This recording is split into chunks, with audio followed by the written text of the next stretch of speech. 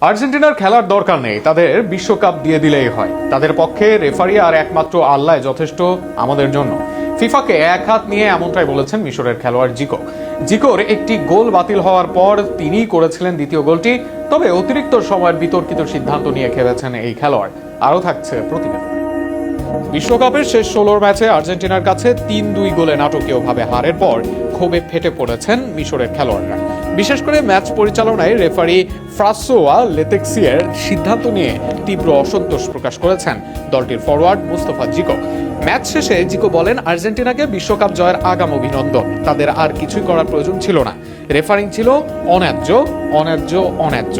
Referee অন্যায় করেছেন। আল্লাহ আমাদের জন্য যথেষ্ট, তিনি সর্বোত্তম অভিভাবক।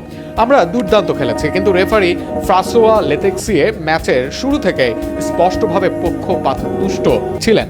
তিনি বারবার আমাদের খেলা থামানোর চেষ্টা করেছেন এবং মাঠে আমাদের দমিয়ে রাখতে চেয়েছেন।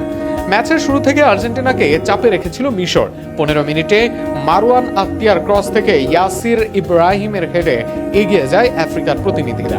এরপর 19 মিনিটে আর্জেন্টিনা পেনাল্টি পেলেও লিওনেল মেসির শট দুর্দান্ত দক্ষতায় ঠেকিয়ে দেন গোলরক্ষক মুস্তাফা শোবের। প্রথমার্ধে আরও কয়েকটি নিশ্চিত গোলের সুযোগ নষ্ট করে আর্জেন্টিনা। দ্বিতীয়ার্ধের 67 মিনিটে মুস্তাফা জিকোর গোল মিশরের ব্যবধান 2-0 করেন। তখন ম্যাচটি প্রায় মিশরের নিয়ন্ত্রণেই ছিল। তবে শেষ 11 মিনিটে ঘুরে দাঁড়ায় বর্তমান বিশ্ব চ্যাম্পিয়নরা।